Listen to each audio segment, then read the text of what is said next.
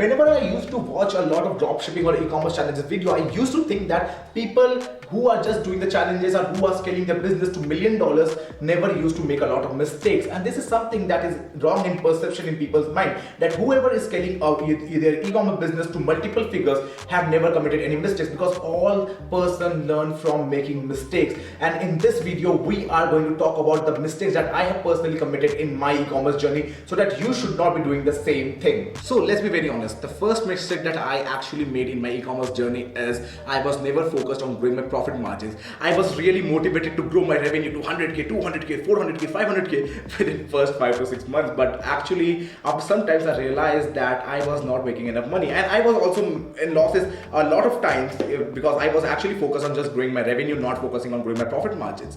And after some time, I actually realized that growing profit margin is really important, because ultimately profit is something that will determine how much you are making from your e-commerce business.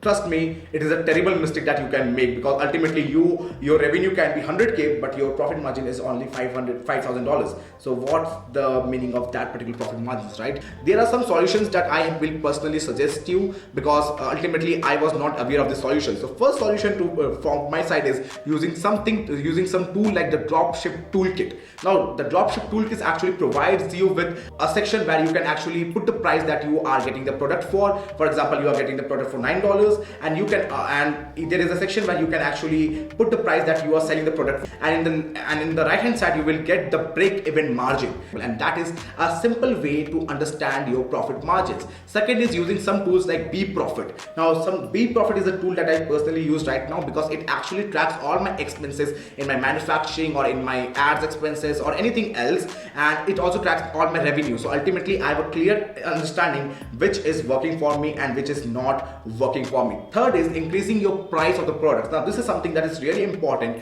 if you want to grow your profit margins in coming time as you are scaling the product. That I actually increase my product price by $1 or $2 after every 30 to 40 orders, because that's something actually helps me to leverage my profit margin. Second mistake that was a real nightmare for me, because I was not using an app like Tracksure, which automatically sync all the transactions with your PayPal account. And because of that, let's assume you have found a winning product. You have found a product which you are sure that you can scale that to 100k, 200k in the coming time, right? But what if your $10,000 or $20,000 is getting stuck into PayPal account?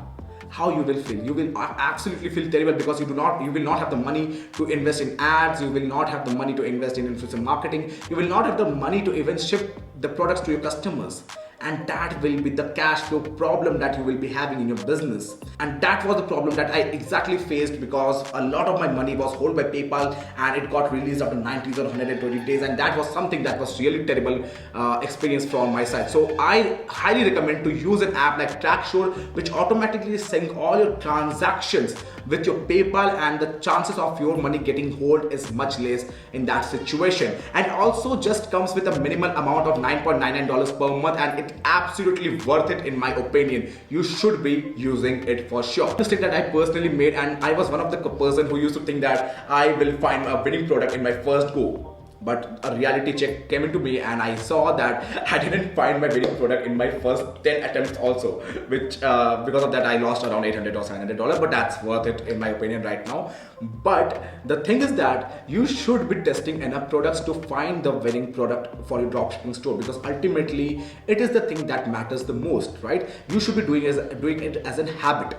You should be actually, what I used to do is I actually find a product, then I used to make a website of that. I used to make Facebook ads for that. I used to run ads for that. And if it works, then great. If it doesn't work, then I used to go all over again. But right now I will suggest that you should be using some apps like Pickstar, Seller Count, or PP ads to spy on your competitors and all those kind of things. So remember that testing enough products is the key to success for dropshipping. If you are doing dropshipping and if you are not finding it profitable, or if you're not finding any success, test enough products. Test products until you see enough results, right? So you have to test like 20 or 30 products in order to find one winning product, and that will be worth it in my opinion. And you will also realize that very soon. And the last mistake that I personally made was I was using AliExpress drop shipping thing. That means I was using standard shipping time that was given by AliExpress. That was horrible.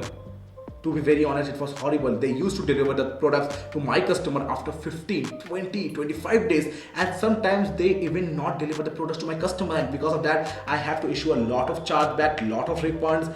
And after that day, I actually swear to God that I will never use AliExpress standard dropshipping thing. I actually find a private agent which can source and fulfill the products on my behalf, and that was really awesome. So if you have the money, okay, if you have not the budget, then you cannot go with that. But if you have the budget, then you can go with Ecom Ops or Hyper SKU, because these two are the private agents that I personally work with, and these two are really great in customer queries, in customer support, in sourcing and fulfillment of the products, and they take care of all that things. So you should be choosing them if you have the budget. But if you don't have the budget, if you do not need to order in bulks, then in that case you can go with CJ dropshipping. And remember that CJ dropshipping is better than AliExpress, but it is not amazing in shipping delivery times, right? They also takes around 10 to 15 days to deliver the products, which is okay in my opinion. But ultimately, when you are finding a winning product, then you should be going with private agent to deliver the products as fast as possible, or 3PL, something like that. That's it for this video. Hope you find this content valuable,